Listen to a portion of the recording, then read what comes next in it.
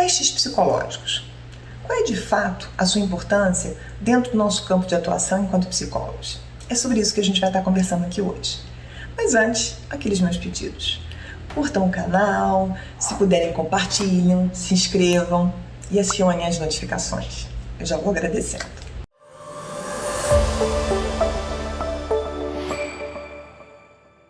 Mas vamos lá, vamos começar a conversar sobre a função dos testes psicológicos dentro da prática do psicólogo. Então, para começar, é importante a gente entender que os testes psicológicos eles são um dos instrumentos de avaliação psicológica.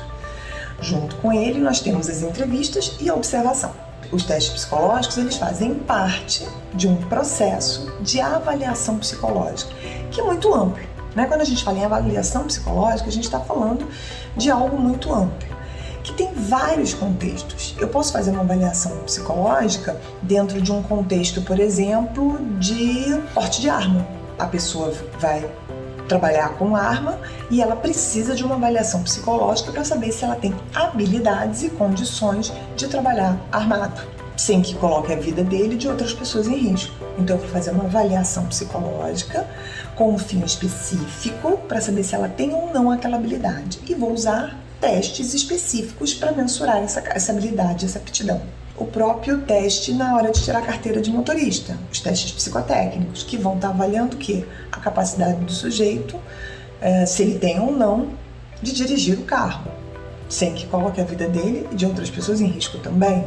Pilotar um avião, um outro tipo de avaliação psicológica. Então, quando a gente está falando da avaliação psicológica, a gente está falando que a avaliação psicológica ela pode ser feita em diferentes contextos, para mensurar diferentes habilidades, ou seja, quando a gente está falando do contexto clínico, a gente está falando do que? A gente está falando do psicodiagnóstico, onde ele vai estar ali buscando mensurar, avaliar o que?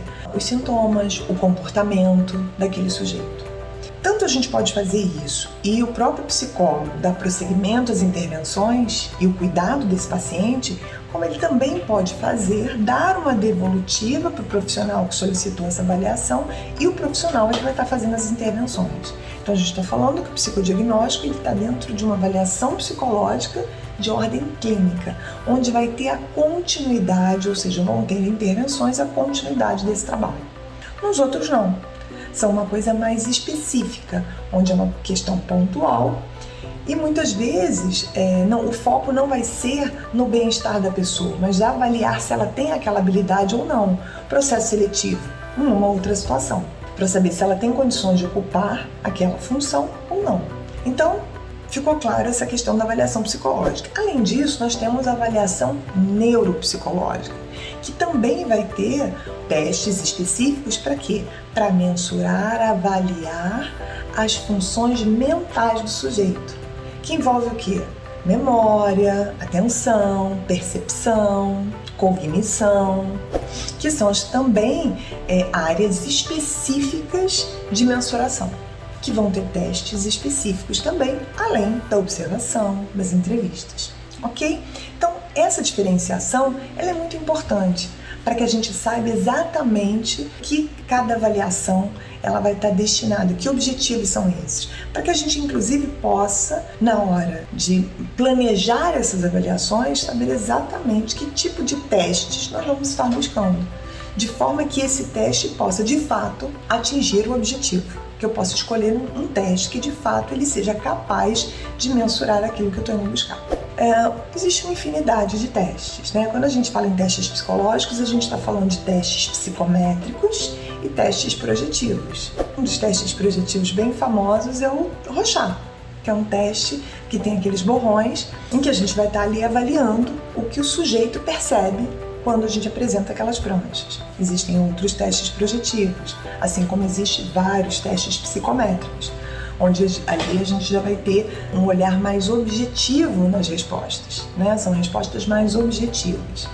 A gente também tem os inventários, as escalas, questionários que são respondidos ou pelo próprio profissional, né, com a ajuda do profissional, ou o próprio cliente vai respondendo sozinho, né, aquela pessoa que está sendo avaliada. Então existe também.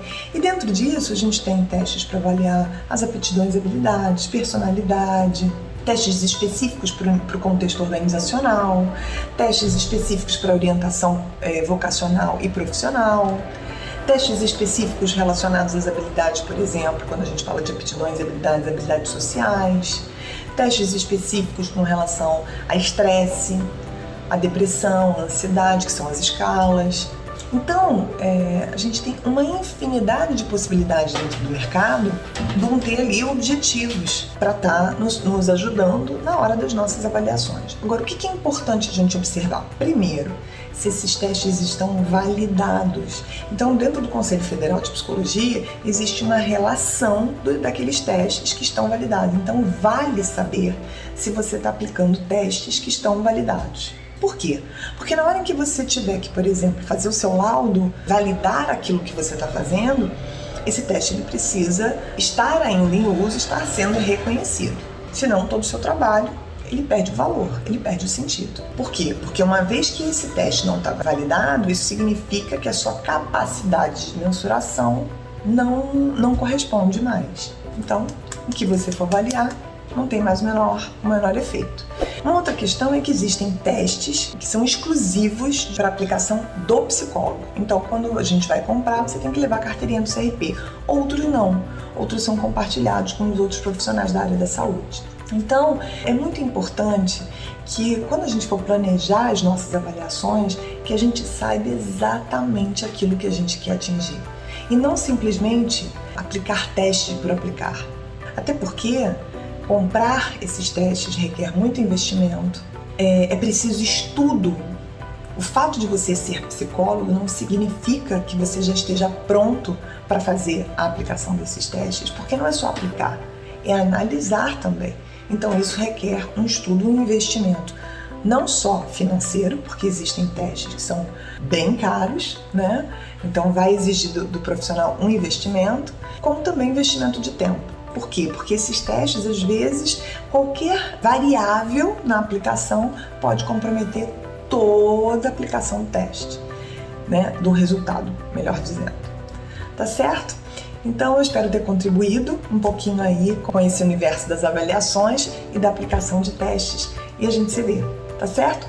Beijo grande e até o próximo.